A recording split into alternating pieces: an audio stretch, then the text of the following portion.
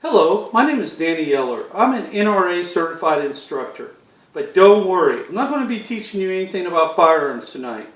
What I am going to be showing you is how you can use two items that you most likely have in your pocket or your purse right now to prevent a criminal attack.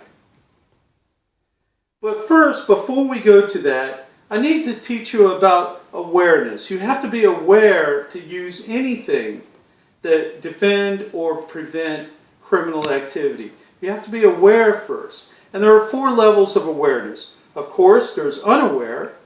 Unaware is you're walking down the street oblivious to what's going on about you. There's an obstacle in the sidewalk and you end up tripping over it.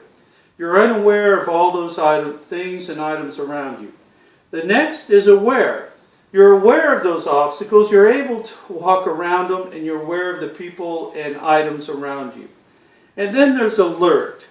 Alert, you're walking down the street, you see a car driving erratically, and you say, that looks a little odd. You notice some people off to the side, kind of in the shadows. You're watching them, you're alert, you're aware of their presence. And then alarmed. That means that the car now looks to be a potential threat, a drunk driver or disabled driver driving erratically, or the people in the they're standing off into the shadows. They're now eyeballing you. You're taking evasive action. For the car, you're putting something between you and the vehicle. And for the people, you're avoiding it, going to a public area or crossing the street to avoid them. Now, we're going to go over a couple of scenarios. This first scenario is a woman's walking unaware in a parking garage. She doesn't notice that with all those empty parking spaces out there, a van is parked right next to her car. And this is what happens. The worst possible case that could happen is what is occurring. Now, in the follow-on scenario, the same woman is walking through the same parking garage, but this time she's aware.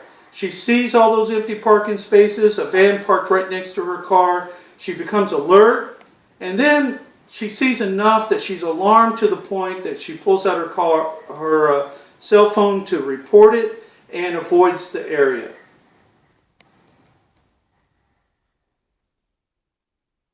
Now the next scenarios will occur inside the home. You have a couple doing what everybody does. They go grocery shopping, they return home, and then when she walks in, she's aware. She notices that there are things out of place.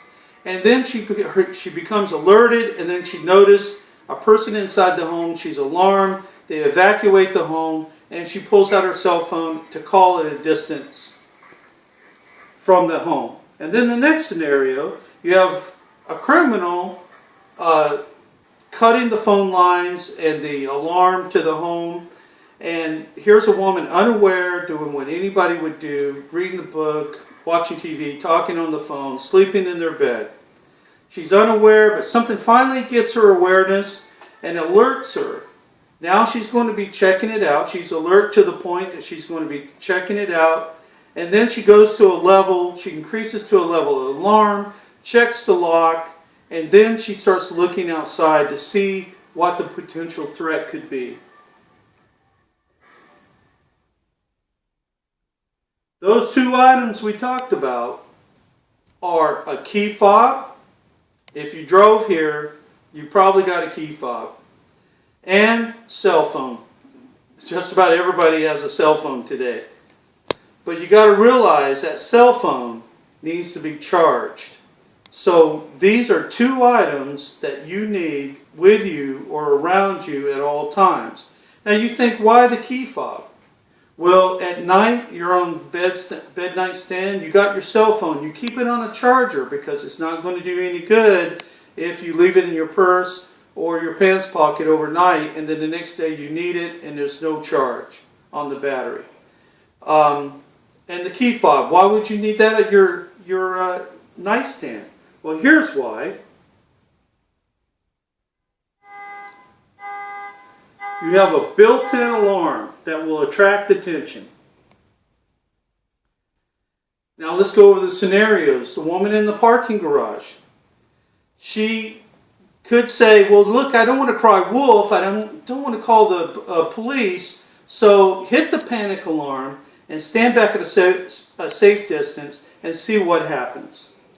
And then you have the people in the house. They evacuate the house, and to get the burglar out of the house before he could do damage, they hit the panic alarm. And then the woman at home, when she's looking out, she could hit the panic alarm. Hopefully that will scare away the burglar, or it will scare away animals getting into her garbage, tearing up her bushes and things, flowers and bushes. In conclusion, you now know why you need a key fob and a cell phone, even on your bed, your nightstand, at all times, because you can use those two things to prevent a criminal attack. And that's the conclusion of my speech. Good night.